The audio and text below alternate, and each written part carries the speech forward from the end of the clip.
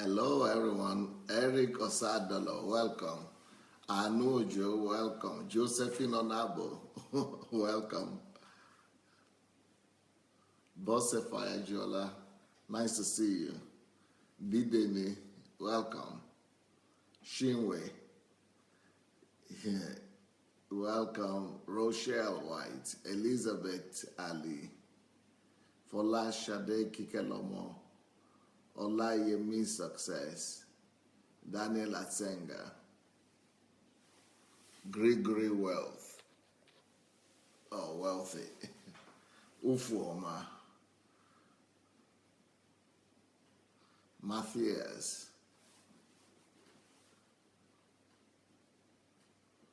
Mufelola, Chinwe,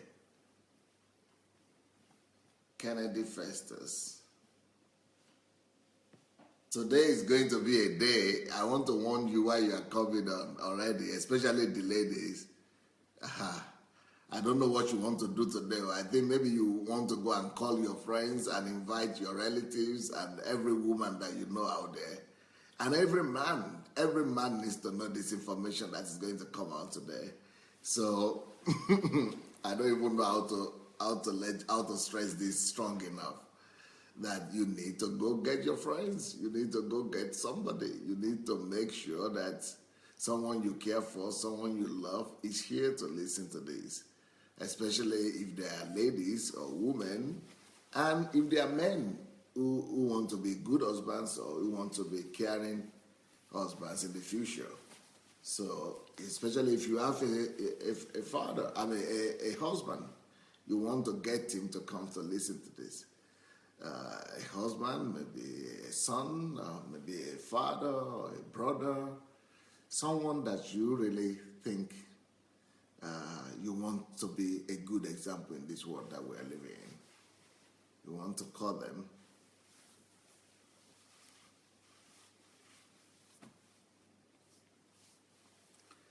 Okay. So as you are coming in, please go ahead and share the link. Go ahead and share the link with as many people as possible and as fast as possible. That will really help us to start on time so that I could give you maximum, as much information as possible. Look who is back. Purity Life is back. That's Pastor Sufficient. Nkiri Ojibadu is here. Funmi Jaboda is here. Cordelia Eme is here. Ngoya Sharis. Adeola Disu. Taiwo Abo Abba, Clement, Jake Oke, Lola Shonke, Emily Edoku, Benny Gift, Ngoya Sharis. You like my outfits, huh? Thank you. Obi Ojibadu is here. Esther Kuganja, Fola Shade Kikelomo is here. Well, yeah, I would like us to, go and share the link and also to write something, write some remarks. Let somebody know that they are in for a treat today. Let someone know that they are in for a treat today, that this is a dinner that is prepared for them, that they are not ready to miss out on. Tell them that the table is ready, the dinner table is set. And the invitations are going out. The invitations are going out. The dinner table is set. Let them not be left out. Let them not be left out. Let them not be left out. We're here to have all of you back. And this week, it's just one message, just two messages left. This one and that of tomorrow, right? For the men. I'm sure some men are happy and some men are excited already that, oh, hooray! That is going to finish for men. Instruction for men is coming to an end. Why from Monday, we'll be speaking to the ladies. We'll be speaking to the ladies from Monday. So it will be the ladies' time from Monday. But for now, yeah, let's go ahead and get our friends to come and join us. Go share the link. Go invite everyone you could invite. And today's topic is going to be wow. It's going to be eye-opener. It's going to be an eye-opener to a lot of people. This topic is going to be an eye-opener to a lot of people. An eye-opener. It's going to be an eye-opener. That one is for sure. It's going to be an eye-opener. Well, I think we should start. If anybody wants to come and join us, they will join us. Okay, here we are.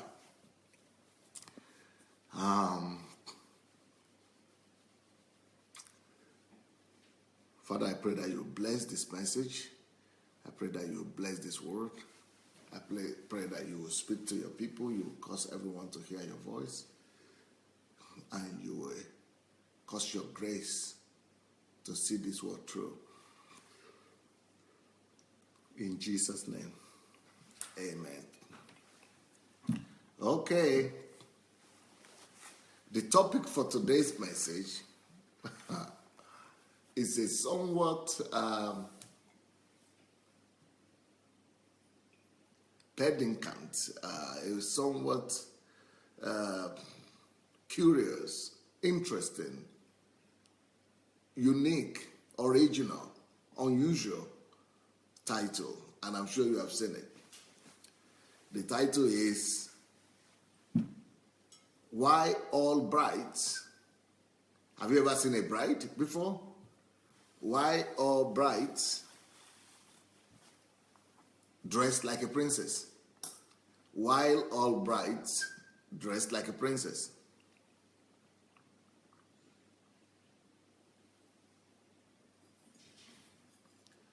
Anybody ever attended any wedding before? Have you ever attended any wedding? Huh? It's a question. Maybe someone has attended any wedding before. Have you ever attended any wedding before? Have you? Is it true? What did you see there? What did you notice there? What happened? How did the bride look? If you have ever attended a wedding before, did you see any common feature? It doesn't matter where you are attending the wedding. Either the wedding is in America, or in Asia, or in Africa, or in Australia. It doesn't matter where the wedding you attended is, or it doesn't matter where the wedding is taking place. Even if the wedding is taking place in the Arab countries, even if the wedding is taking place in Saudi Arabia, that is like a totally religious society, that is, a society that is that doesn't want people to be too flashy and all that, that wants all the women to cover themselves, even if the wedding is taking place in Saudi Arabia. What are the one common feature that you see in every bride, in every nation? The common characteristic and the common feature you will see in every bride, in every nation, is that they dress well. And they don't just dress well, let me tell you that one. They don't just dress well. They dress beautifully. But the thing about brides is not just that they are beautiful on their wedding day, but one common feature about all brides in all nations is that all these women dress like a princess. They have a touch of royalty in them. Every bride you meet in every nation, it doesn't matter either they wear white garments or they don't wear white garments. It doesn't matter what kind of garment they wear. It doesn't matter what kind of dress they wear. One common thing is that they all dress like princess. Now, the question therefore is, okay, I see they are congratulating someone, Josephine on her wedding anniversary. Well, it's a good time to have wedding anniversary this week. This week is a good time for wedding anniversary. And this topic is a good gift for wedding anniversary. So, congratulations to all of you. Now, let me tell you something. Ooh, Ngoya Shari says, I love weddings. Ooh, wow. Okay. If you love weddings, maybe you need to start a business for the brides. Maybe you need to put something together maybe you need to begin to have a business for that is connected to wedding and brides and things like that. So now we have come to the conclusion that every wedding has a common feature. Every wedding has something in common. And what is it that every wedding has in common? The way the bride dresses. And I said, they don't just dress beautifully, they don't just look exceptional on their wedding day, they look like royalty. They look royal. But more importantly than that, every bride, it doesn't matter either it's in African culture or they are from Asian culture, European culture, American cultures, Latin American culture. Every woman on their wedding day wants to look like a princess. So that is why the topic of today is why all brides dress like a princess. I want to tell you that today. Why all brides dress like a princess? Why? Men, I want the men to know this. I want the men to know this. Women might know this intuitively, but they might just know it on their subconscious level. They might not be able to explain it, but every one of them, your daughter wants to be like a princess. Your wife wants to be like a princess. Your mother wants to be like a princess. Your girlfriend wants to be like a princess. Every woman, especially on their wedding day, they want to be like a princess. They want to be dressed like a princess. They want to be treated like a princess. So why? The topic now is why all brides dress like a princess? Why all brides dress like a princess? Why?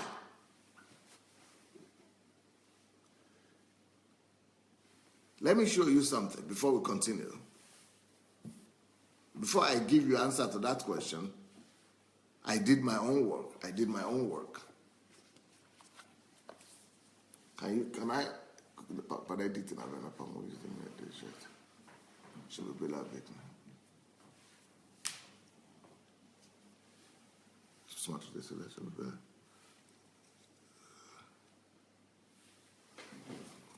Can you see that?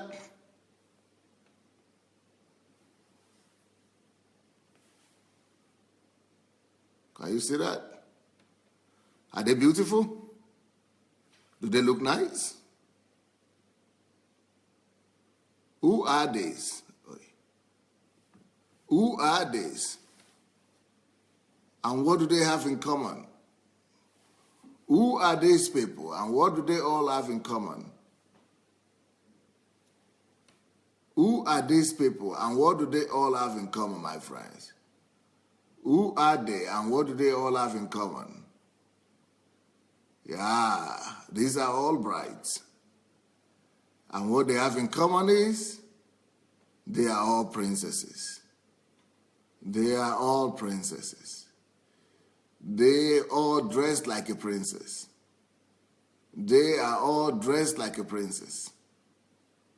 They all beautiful, gorgeous, royal, dressed like a princess. They are all dressed like a princess.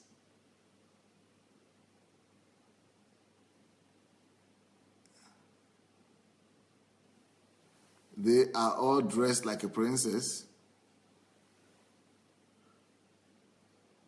You see?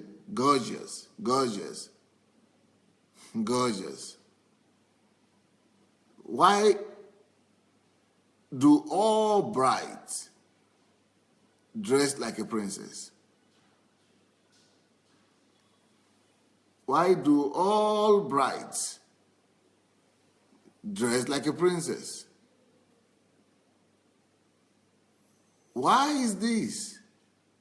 What is this? Where is this coming from? Why is that important to them? Why do all brides Dress like a princess. We are into a ride today, my dear friends. We are into a ride today. We are into a ride today.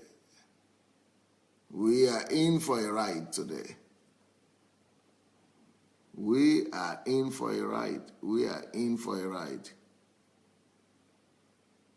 We are in for a ride today. Why do all brides dress like a princess? Huh? Do you like what you saw? Did you like what you saw? Was it impressive? Were you blessed by it? I hope you are. I hope you are. I hope you are blessed by them, by what you saw. Well, let me tell you something about that. Let me try to answer that question. So you men that are there, you need to be extra careful and extra attentive right now. Every one of you need to be extra attentive right now. This is so important. So,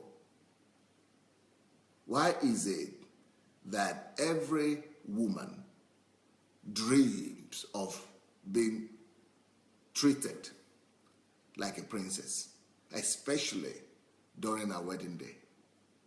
Why is it that every woman wants to dress like a princess and look like a princess for marriage? Why is it that is only connected to marriage? Why are they not dressing like this when they give birth to children? Why are they not dressing like this when they go to school? Why are they not dressing like this to work? Why are they not dressing Why are they not dressing like this when they are going to give birth in the hospital? Why are they not dressing like this to the burial ground when they are going to bury their father or mother? Why is it that it is only connected to marriage? Okay, you guys, you need to find it. You must know the answer to this. And the answer will set you free. The answer to this question will set you free. So why all brides dress like a princess? The reason why all brides dress like a princess is because that is the deepest heart desire of any girl.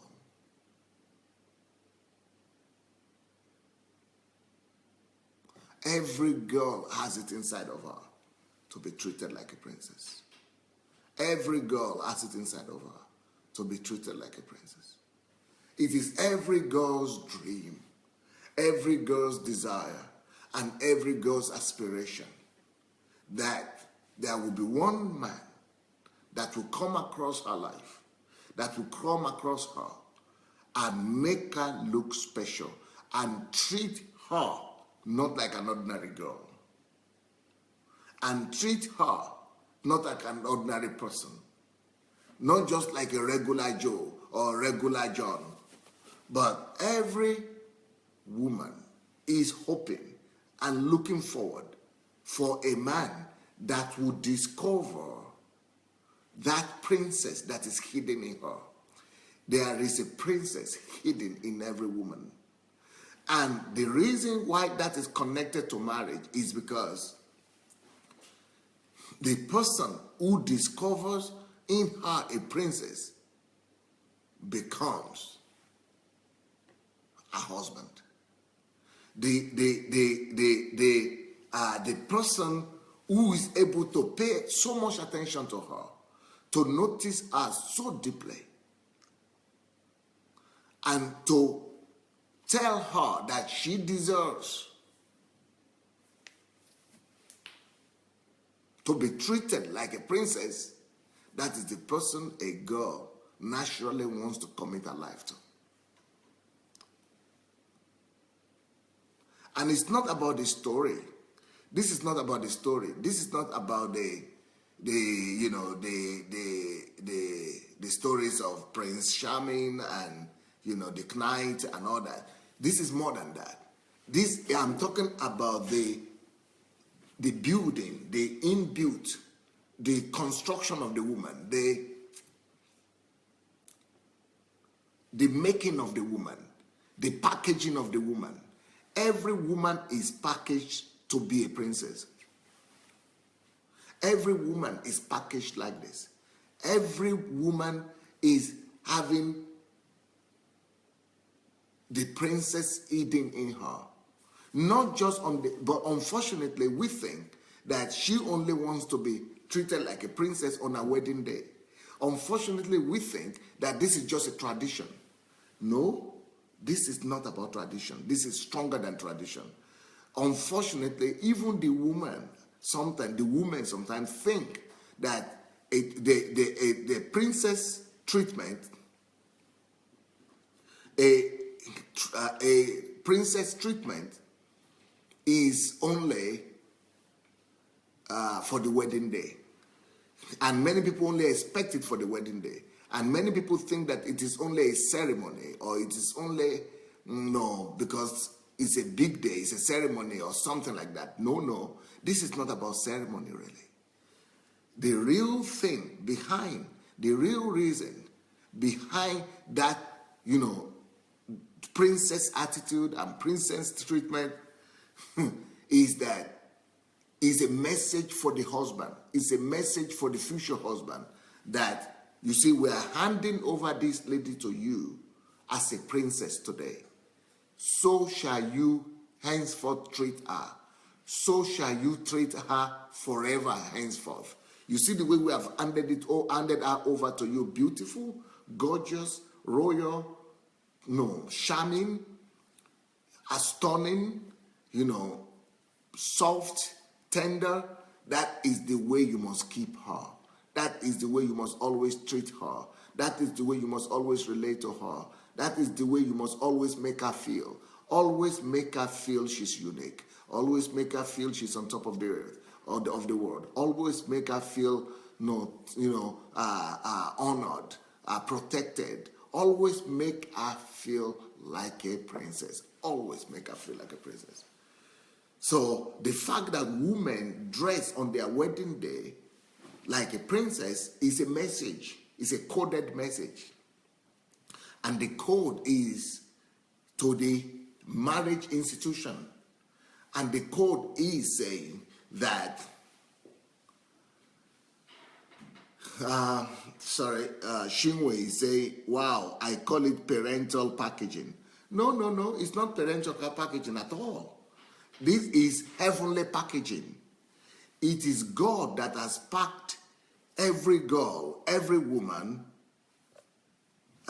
like that. God has set up every woman to look like that. So it is not about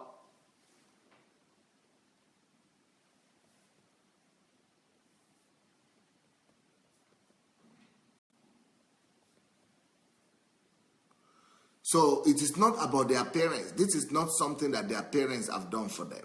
This is not something that parents put in the girls. This is not about parents at all. That desire to be a princess is in every girl, even before she becomes a bride. That desire to be, why do you dress your children the way you dress them? It's not because you are the one who want to dress them like that. You are simply bringing out something that is already in them out. You are simply, pulling out a deeply, buried, future characteristic, nature that is in a woman. Every woman is a princess inside, and that's why every time that a little girl becomes aware of herself, she is behaving differently. She is looking for something that will that will identify her as a beauty, or something that is beautiful, something that is nice. Let me show you another set of photographs.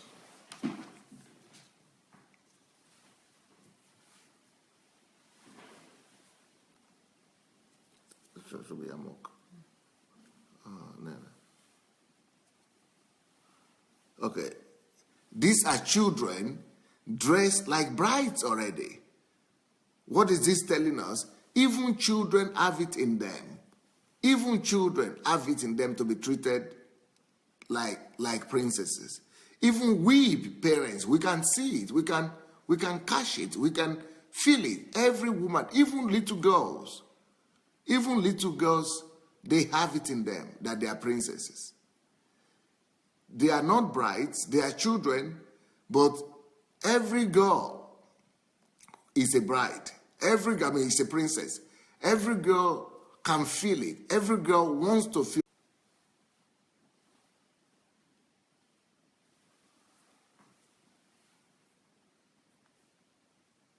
You see, even children.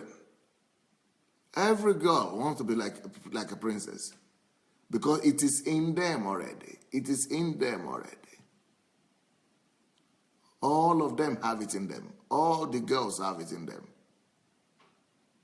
So they don't need to necessarily become a bride. They don't necessarily need to become a bride like they are going to marry somebody. Even if a girl never marries, even if a girl never has had a boyfriend or a husband, she still is a princess. She still deserves deserves to be treated as a princess because of that, because that is who she is inside, because that is what God has packaged her to be. So a girl is a princess inside. And today I am going to tell you how she should be treated as a princess. Because what happens during marriage is that she's not just dressed like that. She's not just dressed like that in the physical. She's not just packaged like that in the physical. The physical is a manifestation of what is already inside. The physical packaging, the physical dressing is just a communication or a physical manifestation of what the true nature of us is. So the true nature of the girl, the true nature of the woman is to be treated like a princess. The true nature of a woman is that of a princess. Every girl, every woman wants to be treated uniquely, not just in what she wears and everything. Being a princess or being treated like a princess is much more important than the wears. The wears only express the beauty inside. The dresses only express the nature that is inside. The dress only express, outwardly, only communicates, the uniqueness that is with her. So actually, as a matter of fact, a woman only marries the man that helps her to feel like a princess. Just for you to know. Let me tell you what. If you are a single woman right here that is out there on this program, you will agree with me if I say this. I can give you the reason why you are not yet married. I can give every woman the reason why she's not yet married. You know why every girl is not yet married? I mean, any single girl that is there right now is not yet married. The only reason why a girl will refuse to marry or why she has not agreed to marry is because she has not met that single person, that particular man, that unique man that will make her to feel like she's unique, like she's, that will make her to see her uniqueness.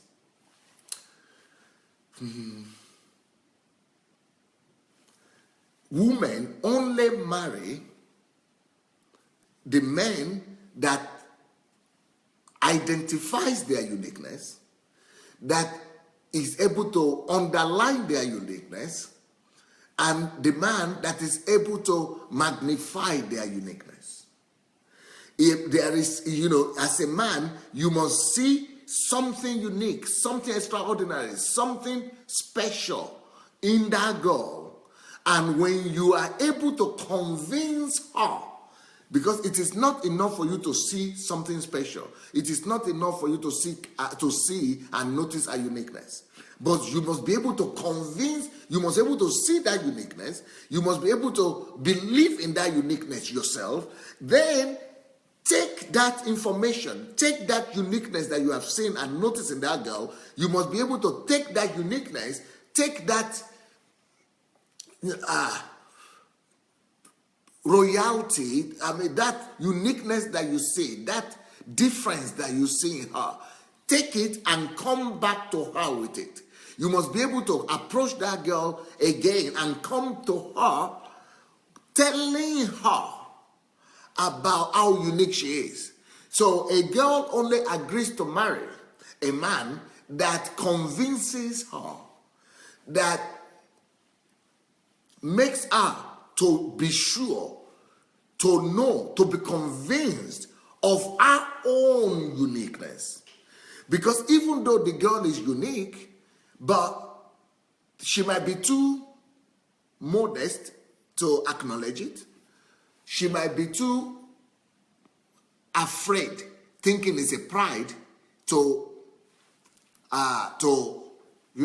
parade it. She might have been taught that she has to be modest. She must have been taught to kill and suppress her uniqueness, or she must have been deceived by what she's seeing all around her.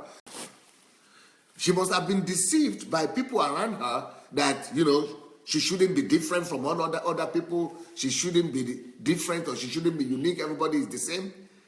And so she's trying to be the same like every other person because of the society. But the truth is, every girl is unique. Every girl is royal. Every girl is a princess. And every single girl must be convinced and must be assured and reassured of her uniqueness. First of all, by her father or by the father figure in her life. Her uniqueness must be brought out by her father or by her brother or by her uncle or by her pastor, or anybody that is a father figure in her life must bring out that uniqueness, must bring out that difference, that spectacular, difference in her, must convince her that she's different, she's unique, she's beautiful, she's exceptional. So, but a husband is different, or a husband is different, a boyfriend is different. A husband is somebody. Okay, let me say it like this: a woman will agree to marry a man and follow him and call him a husband only after a woman will actually fall in love and agree to give her life to a man that is only succeeded in making her see her uniqueness. He must convince her. He must show her uniqueness.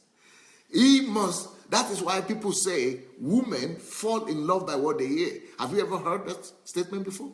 Have you ever heard that? That women love by what they hear. They fall in love through their ears, and men fall in love through their eyes. Just like men like what they see, and they fall in love and they follow a woman by what they see.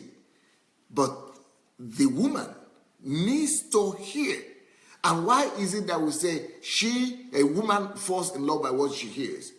Sometimes we just say that as a statement. Sometimes we just use that as general phrase that it is true. But almost nobody knows why it is true. Why is it that women fall in love through their ears? Why is it that they like to hear, and it's what they hear that determines their response? Why? Well, it is because of what I'm telling you now. Because through what she's hearing, she wants to hear something. She wants to hear what you are saying about her. She wants to hear about her uniqueness. So only when she hears that you are convinced her and you are bringing out her uniqueness, only when you convince her, only when you prove to her she's special, only when you are able to tell her and convince her deep. She's not just hearing in their ear the information. She has to be convinced deep inside her. You've got to speak enough words. You've got to speak enough conviction. You've got to speak enough depth in her to go so deep into her until she wants to scream, until she wants to shout, until she wants to jump on your neck, until she wants to, just follow you to the end of the earth. And that is because you bring her a uniqueness. You make her feel special. You make her feel as the only person in the world. You bring our uniqueness out, and that is making her to feel like a princess. So now, that kind of attitude is what makes a girl to say, I am ready to marry now. I am ready to follow this person to the end of the earth. But if you don't give her that kind of conviction and assurance, if you don't bring out that uniqueness in her, then she's not ready to follow you. She's not ready to, that's why every single lady that you are seeing right now, she is single because she has not met such a man. She is only single because either she has not met such a man, or such a man that she has met is either married or is too engaged or something. But most cases, a woman that is single is only single because no man has come around to convince her about her uniqueness. That is on one hand. Now, she willingly agrees to marry, and she goes into the marriage thinking that that man that has been able to so skillfully convince her about her uniqueness is aware about her uniqueness. She's thinking that man that is able to so masterfully convince her and bring her out her uniqueness, that it means he knows her heart desires. He knows what she needs. She is believing that but if she doesn't know, how is it that he was able to convince me of it? If he doesn't know, but he told me about it. So she's remembering all the talks and all the convictions he gave to her and all the assurance he gave to her. So now, because of all those information she got from him, she is now having the right to expect that is the way it will be forever. And that, because she hopes and believes that is the way it will be forever, that this man will always point out a uniqueness, because this man will always underline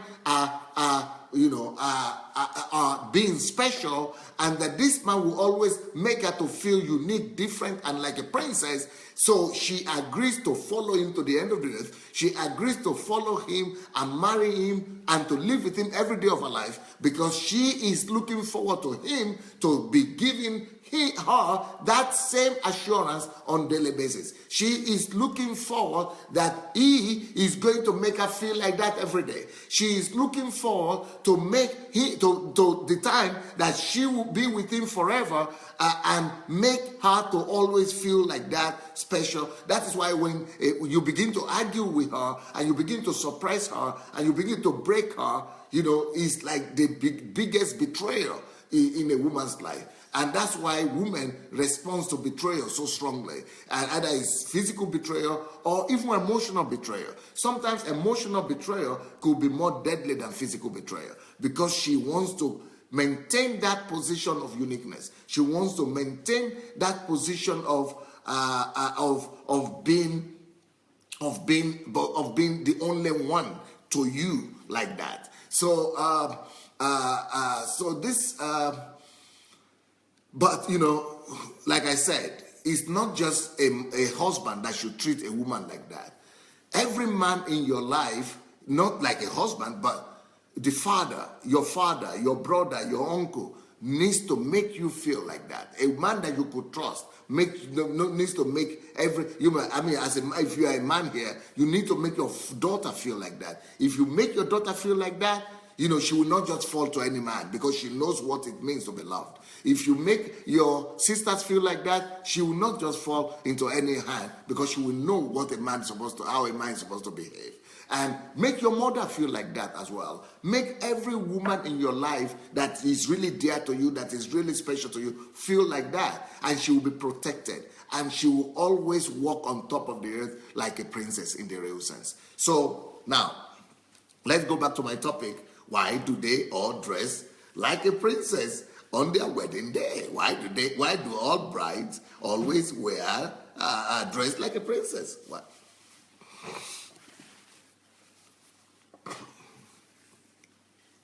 And it's not because of Cinderella, and it's not because of the fairy tale. The reason why women dress like that is not, many of us, we mistakenly think that women dress like that. The women want to look like a bride because of the story of Cinderella. Even me, I was thinking like that. Or because of the story of the Prince Charming, or stories of the knights and all that. But really, it is not because of the story. The stories were only created to confirm the truth of the nature of the woman. Before the stories were written, before the films were filmed, and before the books were written, the nature of the woman was already written in her. The woman already had this nature. These things were already dwelling in every woman. So it is only what writers observed in women, it is only what they noticed that they brought out. So they did not create those personalities. They did not create those things in women. Women had them already. So don't say that, your wife is only dressing like that because she wants to look like a story figure, or like some fairy tale or something. No. She is looking up to a life of fairy tale with you. So what wedding does, either it's white wedding or traditional wedding, it doesn't matter what wedding, we will see that a woman is dressed like a princess. And the reason is because, and this is what every man must be told, and this is what every man must know, that she is dressed like a princess today so that you will make her feel like that princess forever. She is dressed like a princess today because you have spoken to her. She had listened to you, and you have made her to be convinced that she is worthy to be treated like a princess. She is dressed like a princess today because you have convinced her that she deserves to be like a princess. She is dressed like a princess today because you have told her that she's a princess, that she's unique, because you have brought out a uniqueness. And because you have brought out your uniqueness, we are giving her out to you in marriage today, because we are hoping and believing that you will not change that attitude, that you will retain that attitude to her, that you will keep on treating her like a princess for the rest of her life. We are giving out to you in marriage today that you will keep on playing that role that the father used to play, or that the father would have played. Or we are looking forward to you that you've not told her lies, that the things that you've told her, they are true, and they're not just true, that you will keep it that way. Every day of her life, you remind her she's a princess. Every day of her life, you will remind her she's a princess. Every day of her life, you will treat her like a princess. Every day of her life, you will do something to her to remind her of her uniqueness. Every day of her life, you will tell her something to remind her of her uniqueness, to make her feel that unique, that she will never fade in your eyes. She will never run out of compliment with you and all that. That is why every woman dresses like bride on their wedding day. That is why every woman dresses like a bride. So why all brides dress like a princess? Why all brides dress like a princess? Because that is their destiny. And it is not just because they are called women. No, it is more because of the things I told you already. Because of the way women were created, and because of the way they were packaged. Women are packaged in such a way that they need to be treated like a princess. And being treated like a princess is not a matter of choice to the woman. Being treated like a princess is a matter of necessity for the woman. It is a necessity. It is a need. She needs to be treated like that. She must be treated like that. It is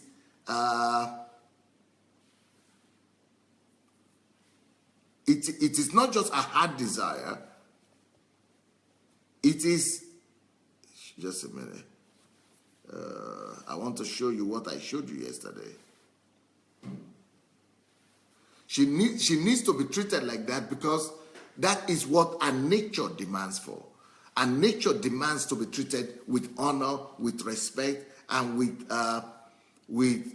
dignity like that. She needs to be treated like royalty.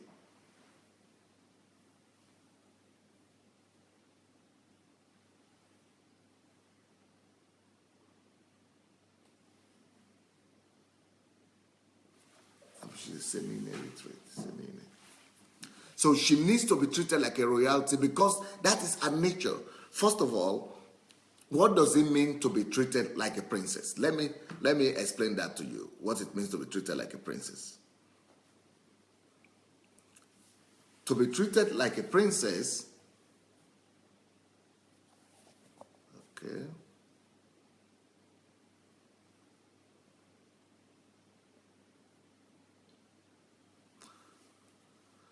To be treated like a princess means several things, and I'm going to try to give you some of those words. So if you are listening to me today,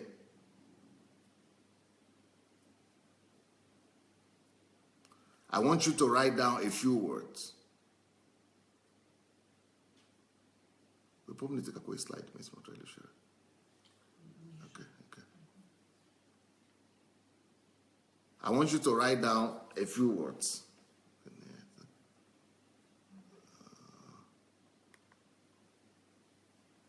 I want you to write down words like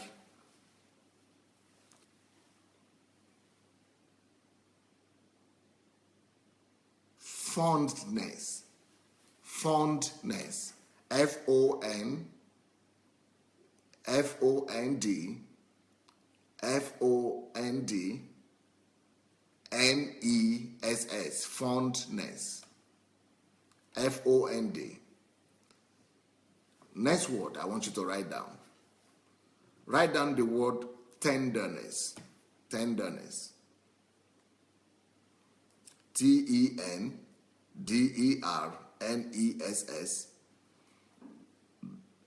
No, not fond. Princess, you didn't write it right. Not F-O-U-N-D.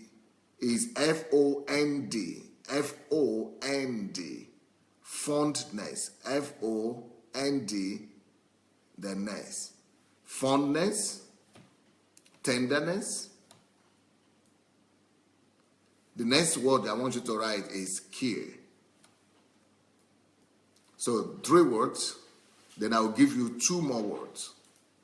The word fondness, tenderness, care.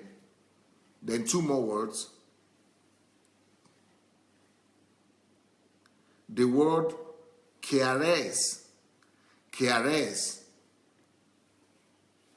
The word caress. And caress is spelled like C-A-R-E-S-S. Caress. And then the next word I want to give you is the word fondling. Fondling. It's a little bit different from the word fondness, but it's the word fondling. F-O-N-D, F-O-N-D, L-I-N-G. Now, I want somebody to write all those words together. I want you to write all those words together. Fondness, tenderness, care, caress, and fondling.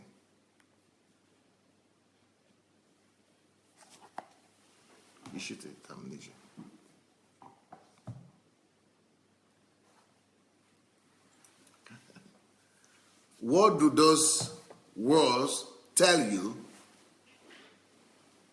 What do those words tell you? Or what should those words tell you? Well, I know what those words should tell you. Those words are supposed to tell you about a woman. About a woman. Those words are the very top desires. And they've not just desires, they are the very top needs in the life of every woman.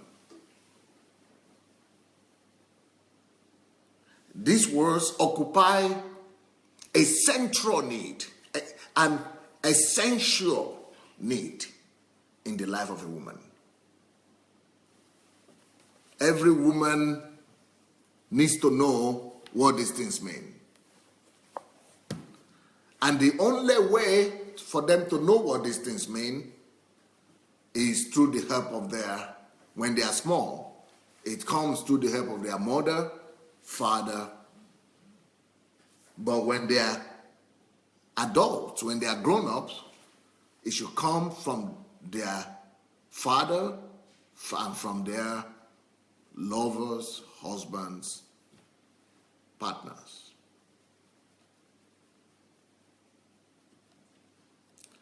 Now, somebody said, this is just love. Well, this is more than just love. This is just intimacy. No. Now, ladies, don't use that word intimacy. And don't use that word affection. And don't use that word love. T.Y. said, these things I've just said, fondness, tenderness, careness, fondling, she had interpreted it to be that means intimacy, love, and affection. That is a mistake. And Elizabeth also is saying, all road leads to affection. Now, that is all about affection. That is exactly why men don't know what we're talking about. Because you have generalized it. When you say affection, for you ladies, you might know what you mean, but you will never be able to communicate it to the man what that means. If you just say it is love or it is affection, you killed it. Because the man doesn't know. Let me tell you, whenever you talk about love to a man is not thinking about tenderness. Whenever you talk to a man about love, a man is not thinking about fondling. A man is not thinking about fondness, sorry. A man is not thinking about care when you talk to a man about love. When you talk to a man about love, I'm sorry for this, but don't be offended, ladies. A man is only thinking about sex. So if you are saying, oh, I need love to him, he is thinking that you are telling him, come and sleep with me. He doesn't know. That is why a lot of men don't do, what do you call it? Prelude. That is why a lot of men don't get involved in preludes. They don't get in love in preparation before sex because they don't even know it is necessary. They don't even know how important fondling and prelude is important, or caressing and foreplay. Yeah, that's prelude I call foreplay. They don't even know why foreplay is important. That is why a lot of men don't even get engaged in foreplay. They don't get engaged in foreplay because they don't even know that it's a nature and the demand of the woman. They don't even know that the woman needs foreplay before she could do sex. That is why a man, we just want to go and do sex because that's what he's thinking about. So if you are saying that you need love to the to the man, he will just come and he's just, men are very focused. Men are very, he just focused and he's just going for sex. But it is not sex that you need. Because when a woman is talking about love, the woman is thinking about, tenderness. The woman is thinking about care. The woman is thinking about fondness. The woman is thinking about, caressing, fondling, and just being nice to her. But when you go and say that to the man, he is not going to give you those things. He's going to give you what he understands love to mean. So when you are talking about, all about love or about affection, well, when you talk about affection to the man, he wants to hug you, he wants to embrace you, touch your breast and all that. That's what he knows to be affection. And it's not because man is bad. It's not because man is bad. It's because that is their nature. They are totally different from you. And it is not, and men also are thinking a lot of times, do you know why men rape their wives? Do you know that there are cases when men actually rape their wives? The reason is because of lack of understanding. Men don't understand the nature of the woman, and men does not understand that a woman cannot open up for sex until she is being given love. For a woman, love is not synonymous to sex. But for a man, love is only about sex.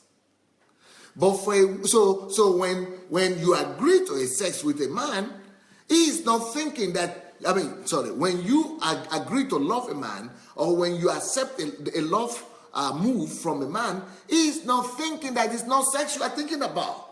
He is naively thinking that you are like him. You are thinking about sex as well. So we need to let the men understand that women's understanding of sex is totally different. Of love is not sex. You see, even me, I'm confusing love for sex and sex for love, with my words. But love is not sex to the man, to the woman. To the woman, love is, first of all, special attention. Love is, to the woman, first of all, noticing and magnification of her uniqueness. Love means, if you say intimacy, you see, Fumi is also making the mistake again. You are using the word intimacy. If you use the word intimacy and intimate for a man, he is only thinking about sex. So the word love, sex, affection, intimacy, for the woman, for the man, is only one thing. It's not programmed in the mind of the man. The only thing that is programmed in the mind of the man is sex. So if you are talking about intimacy, affection, I need your intimacy. Oh, he will go my life very fast. He will undress very fast. And you are saying, oh, I need your affection. Oh, you mean it? Okay, let's go to the bedroom. If you say, oh, I want you to love on me. You want me to make, okay, it means you want me to make love to you, and that means to sleep. Now, let me tell you something. I think everybody that is here now is matured, right? We're all grown-ups. I'm trying to tell you that don't blame the men.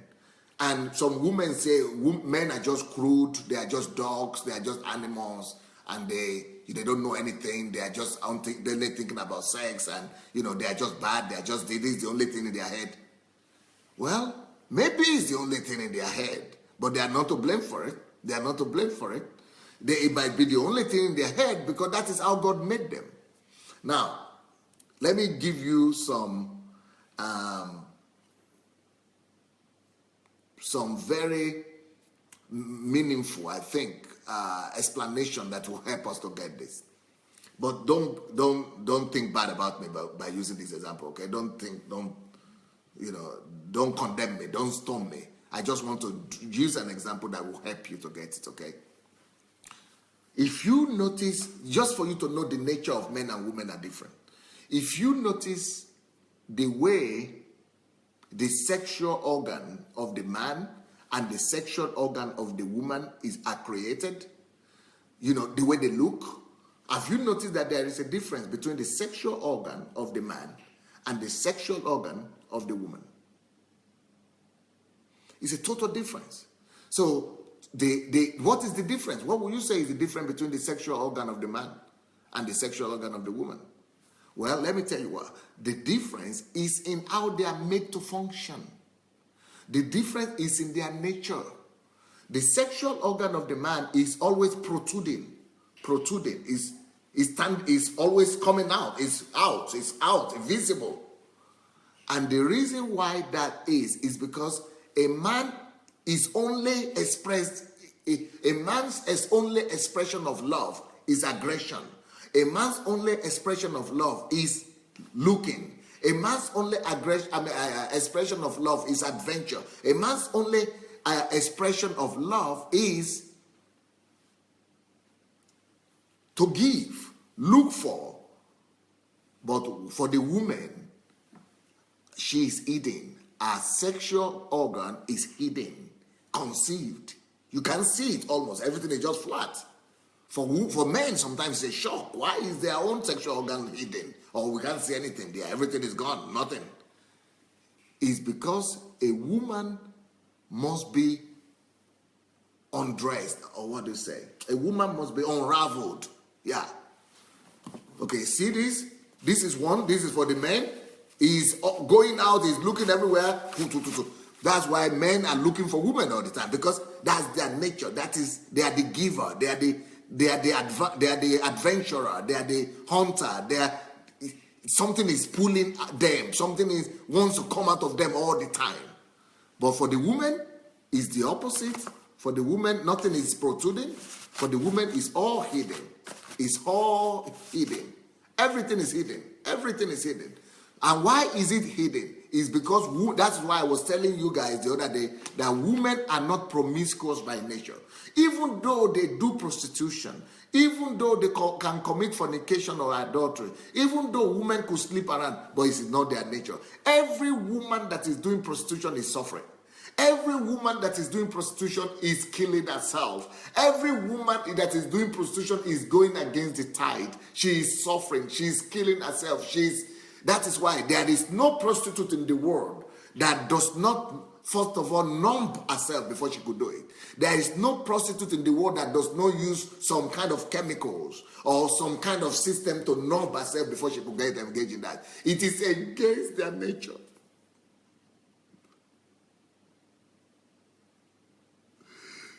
Women are created for tenderness. Women are created for love. Women are created for fondness. Women are created for care. Women are created for caressing, fondling, not for use, not for abuse,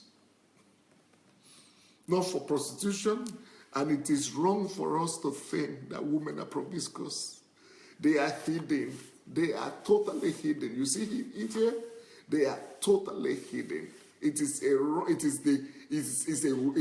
an evil world that we live in that makes the woman to become like that. It is the evil, wicked world that pushes women. And instead of us to even go and rescue them and help them and understand them and love for them and give them real love, we condemn them. We call them names.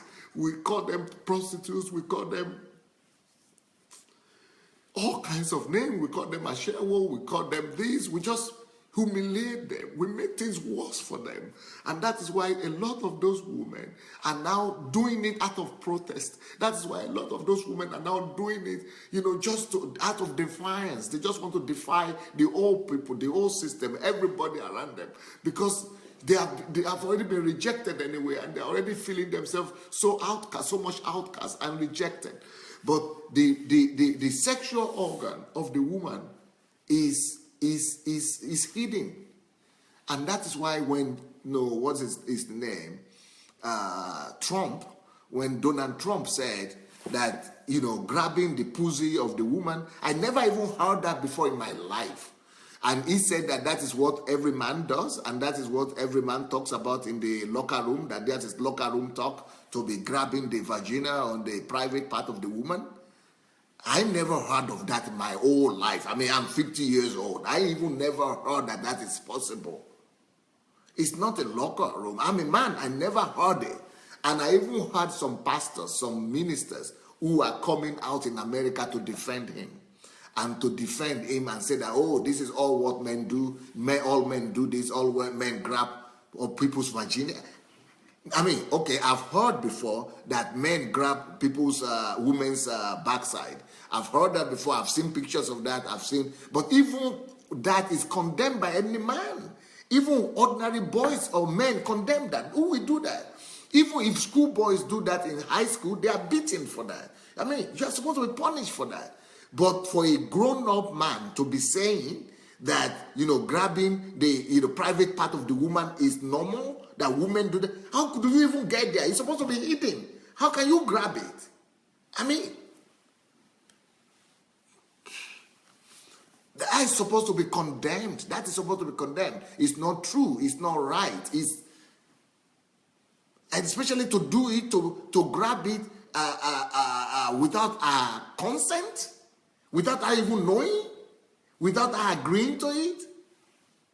I don't know any man that does that. And I know a lot of men, believe me. And I've never heard any man talk like that. So to be saying it's it's not a joke. Somebody is saying that was a bad joke. It's not a joke. That's what it does. That is what he said. That is what he does. And you know, I don't know who is going to become American president, but that thing he did is wrong, and it shouldn't. You know, that is it's another level of perversion. I mean, all men are perverse, but to be even thinking of doing that, it means the perversion level has gone so deep that that he could do that even without their permission. That is unbelievable. Anyway, well, you know, but thank God I heard that he's repented now, that he's a Christian now. All of us are sinners and we have been forgiven. But still, it must be condemned. That is not right. But so, what am I trying to say? What am I trying to say? What I'm trying to say is this: that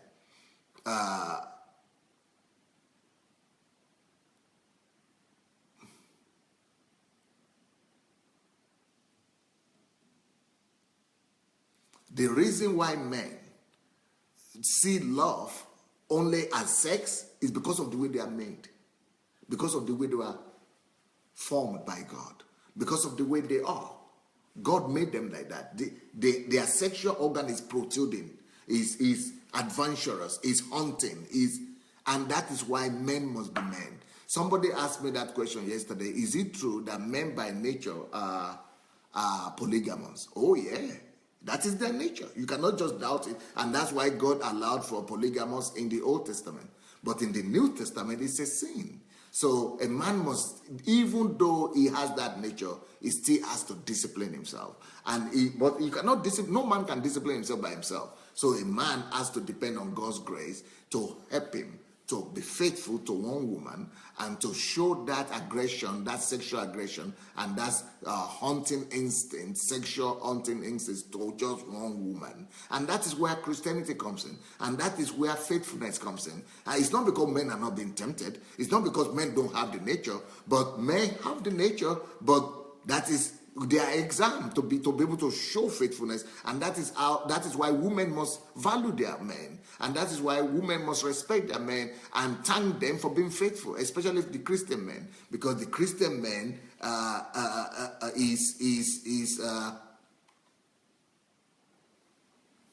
I'm sorry. I'm going to stop and respond to Ekun Sami Thompson here. No, Thompson. Listen, Thompson. I'm so disappointed by what you are writing. I am so disappointed by what you are writing. I am so disappointed by what you are writing. I know you are a decent man, and you know you've been proving yourself to be a good Christian man here on this platform so far. But to be telling me that locker room talk is just an expression, so that is the expression he should use for what he did. What Trump was describing could not be described as locker room talk, even if it's an expression. Don't put things under the carpet.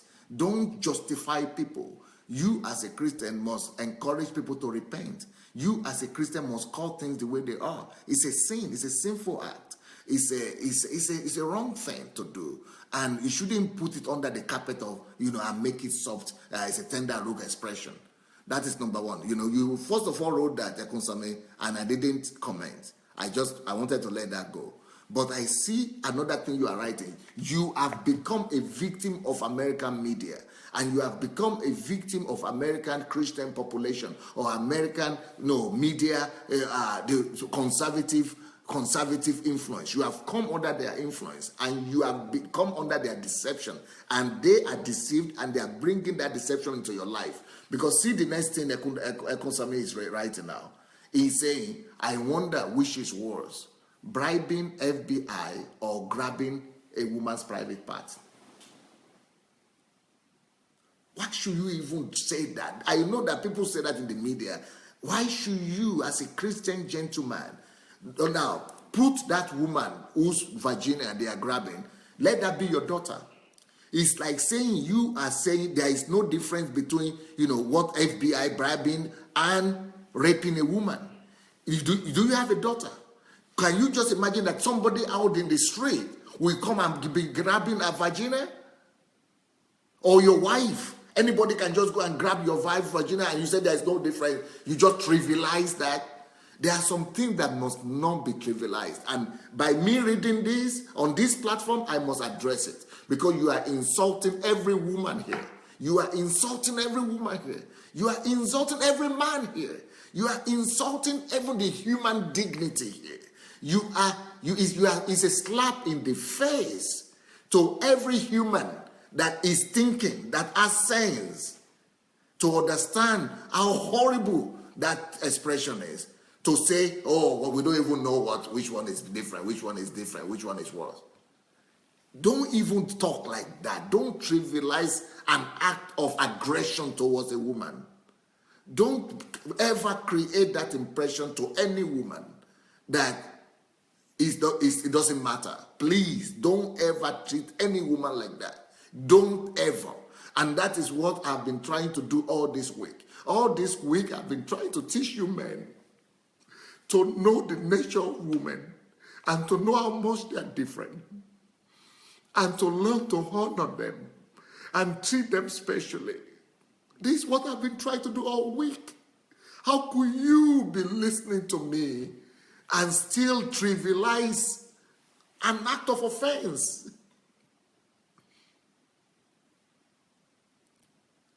I'm ashamed of that. And I'm going to remove that statement. I'm going to remove that statement you wrote, Konsame. And I think, I don't get you wrong. I don't want to get you wrong. I got what you wrote. I want you to apologize. It's not about me getting you wrong. You see what he's writing? He's saying, Pastor, he's going to the defensive mood. He's going into defensive mood. He's saying, Pastor, that's not what I was saying. You got me wrong. He's going to defensive mood. He's going to defensive mood.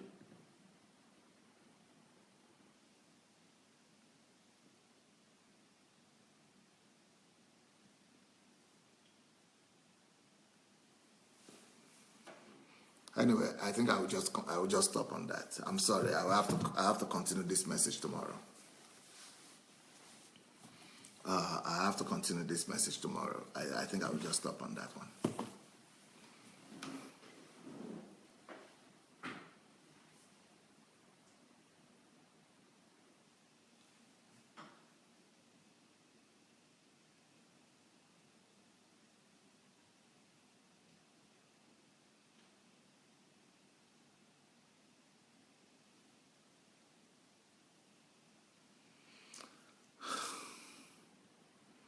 Okay, let's go back to our topic, and I want to know what you people are thinking about this topic in the first place.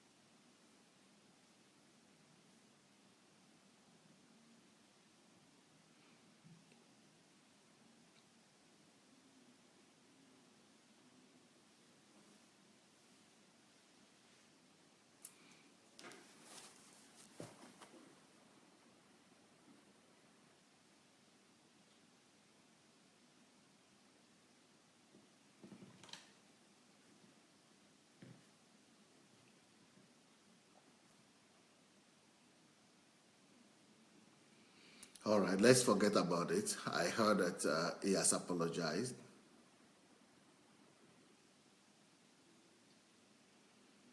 I heard that he has apologized, and let me see his apology. What did he write? How did he apologize?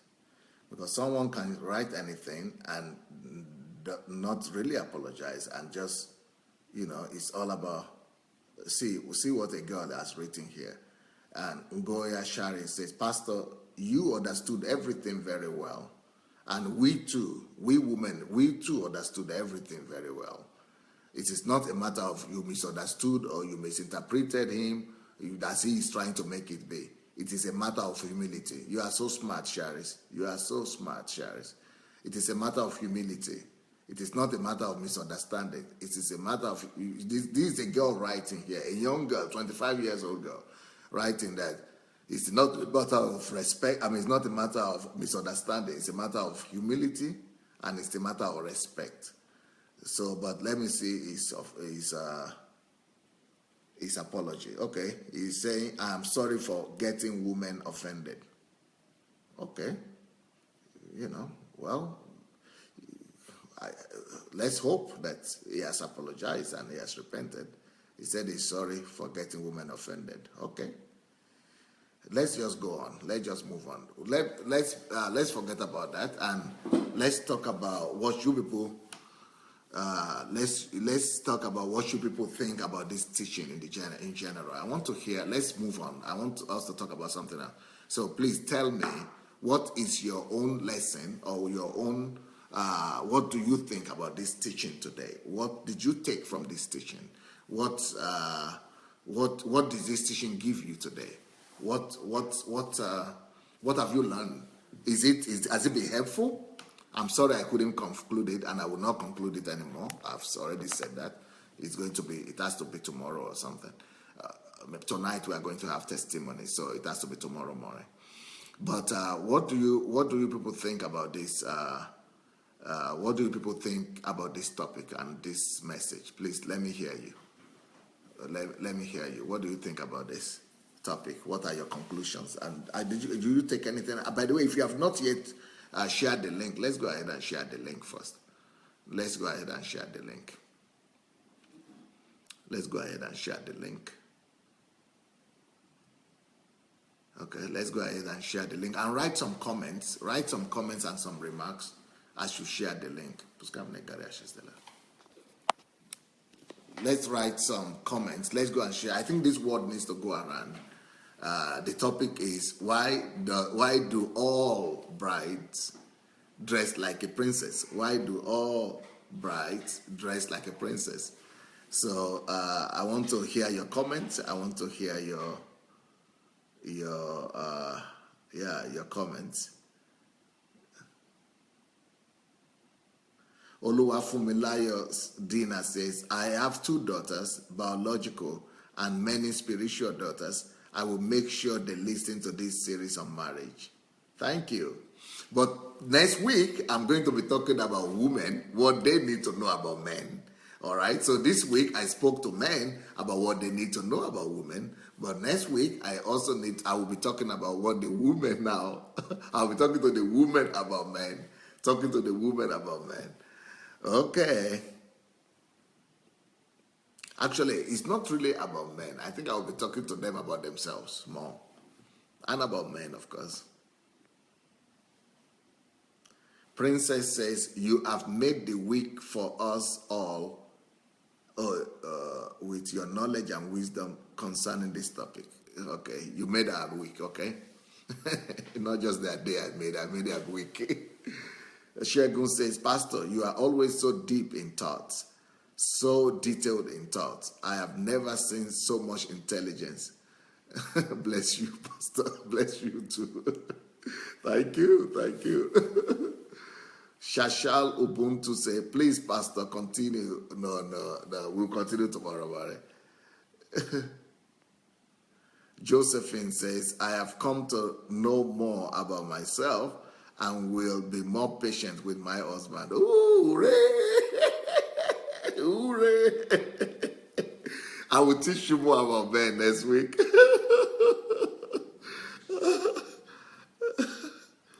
Oluwafumilaya said, I have been greatly blessed and enlightened. Elizabeth says, Pastor, I do not accept that apology. No, let's leave that. Let's leave that alone. We have moved on.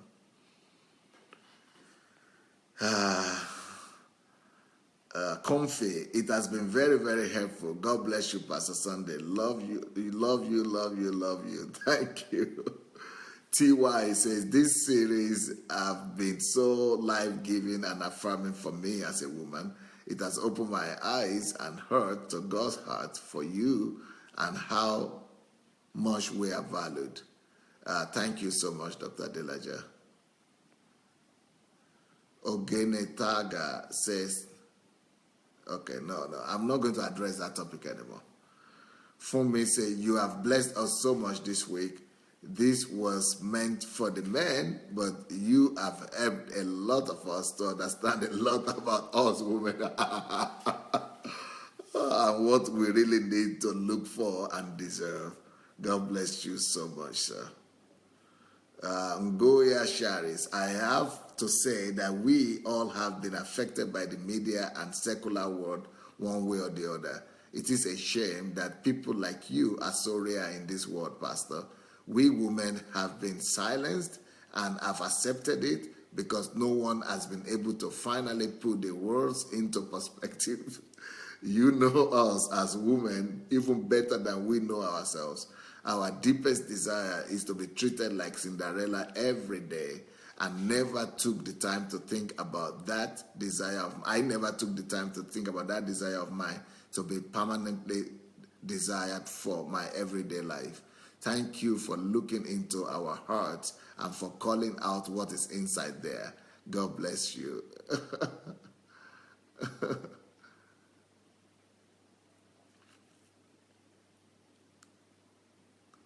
Shinwe said, yeah, I'm looking forward to Women Talk.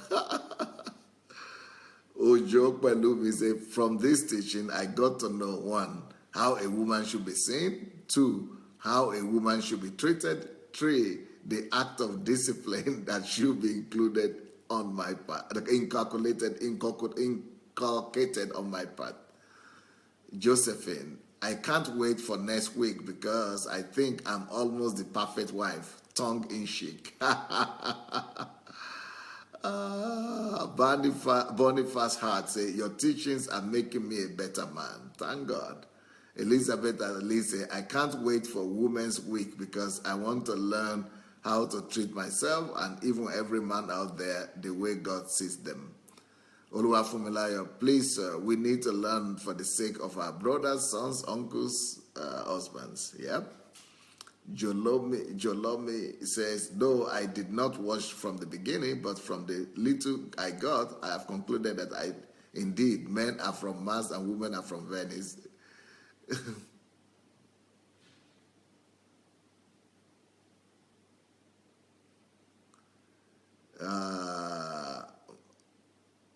Akonsami says, when pastor is talking about men, women should be listening and vice versa, right? Marianne says, now as women, we can live on earth like human beings. That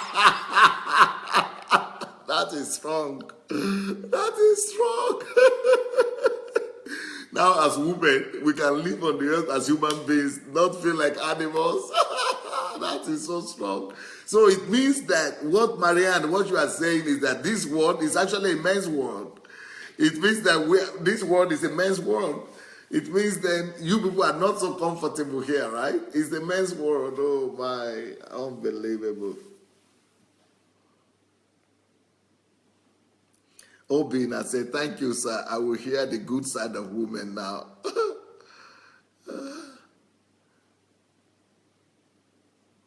Mofelola said, this message is a deliverance and healing. Balm to many families across the world.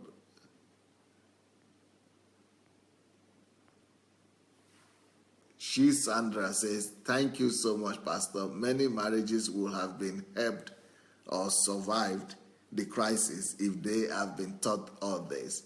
That's why everyone needs to listen to your teaching, sir. You are the best, and I'm proud to have known you, sir. God bless you. Thank you. Asenga Daniel, this should serve as a point of correction to all of us. It will be better if we can concentrate on pastor's talk and make only meaningful comments instead of creating debates and unnecessary bashing of one another. That shows we are not applying his teachings, but rather creating divisions and enmity between us on his very own platform. Thanks, Pastor. As always, I have been informed. Oluwafumilayo, sir, you brought the reality of the nature of women home. Thank God for your life. Laraba Hannah, Pastor, can I download your messages? Sometimes I can't go online and would really like to listen to them over and over. Oh yeah, you should. You must download them. And if you don't know how to download them, look for Shioma. Shioma is a Nigerian living in Lagos who has downloaded everything, and she downloads everything. Look for her telephone.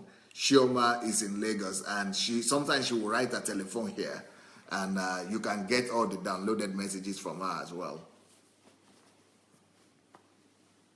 Christina Lampe, you unveiled the truth about a woman and a man. Now that we know more about ourselves, we will be more cautious and have no reasons for mistakes.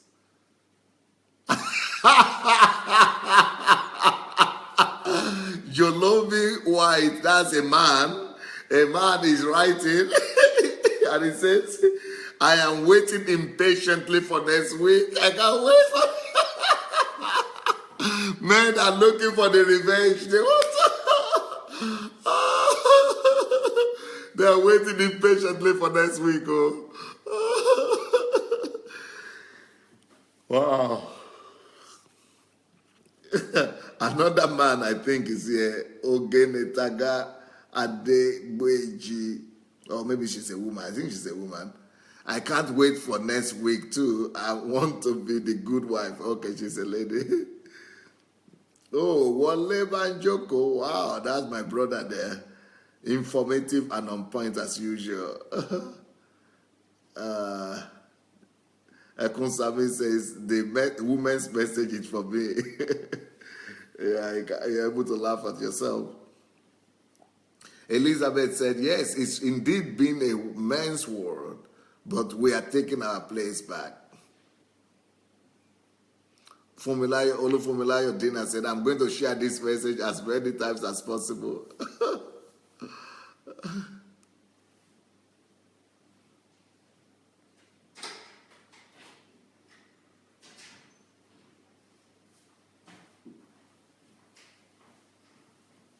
John Lucky says, thank you, Pastor. Many churches are not teaching or giving us what we are getting here in this platform. Nkiru says, I'm a woman, but I really learn a lot here. Thank you, sir. Apostle Tim says, good morning, Dr. Adelaja. Thank you for all you have been teaching us about our partners. Just sneak out from an official engagement. Ooh, wow. Ufoma says, thank you, Pastor. Cannot wait for next week, but worried that some are still struggling with all you have been teaching this week. May God help us give our understanding.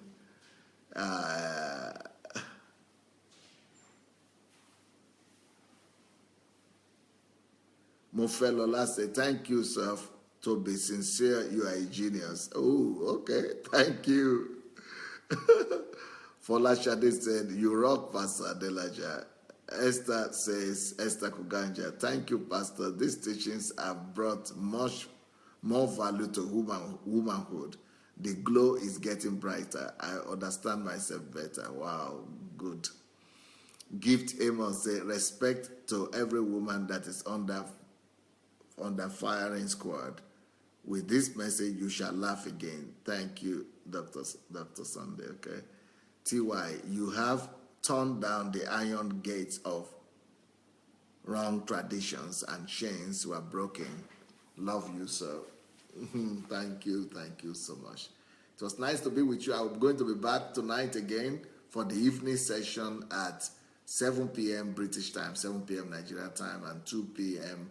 American time. But before then, 1 hour before then, I'll be having my Ask Pastor Sunday session, which is going to be 1 hour before then. That's 6 p.m. British time, 6 p.m. Nigerian time, and 1 p.m. American time.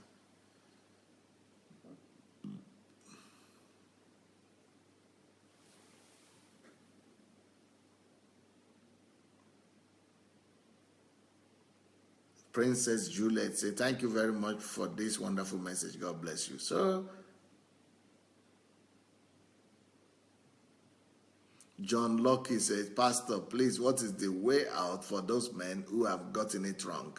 Yeah, I think I'm going to continue teaching on men-woman relationship to the end of the year.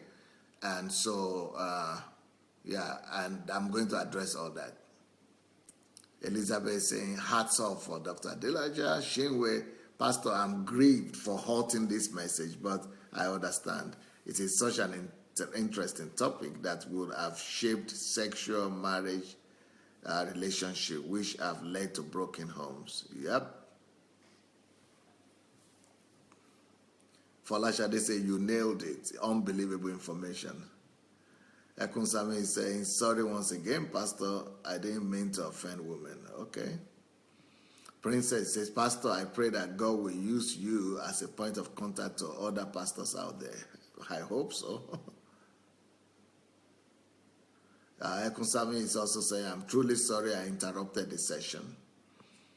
The Apostle Tim said, the best way you can be an adorable man, at least by the teaching we've been receiving, is to understand the makeup and anatomy of the woman. Okay, Yomi Jegede said the clock goes back tonight. Okay, the clock goes back 1 hour, but we are still going to be doing the same time. It's still going to be 9 o'clock Ukraine time, 9:30 in the morning and 9 in the evening. You know, just for the people who time goes back, but we still remain the same time. And our time also goes back. So for people in Nigeria, so for people in Nigeria, it's going to be 6 p.m. now. It's 6:30 p.m. 6:30 a.m. From tomorrow, it's going to be 6:30 a.m. in Nigeria and 6 p.m. 6:30 a.m. and 6 p.m. in Nigeria from now on. Yeah, so for Nigerians, it will be 6:30 from tomorrow morning. From tomorrow morning, it will be 6:30 a.m., 6:30 Nigerian time, a.m., and 6 p.m. Nigerian time. And in America, it's going to be, if they don't change the time, it's going to be 1:30 a.m. American time and 1 p.m. now. I think that's the way it will be. Ngoya Sharis, yes, thank you for teaching this until the end of the year. My calendar will stay blocked for all these special hours, the best of the day. Christina says, I will share this teaching with the other part of the world. Thank you, Pastor. Thank you.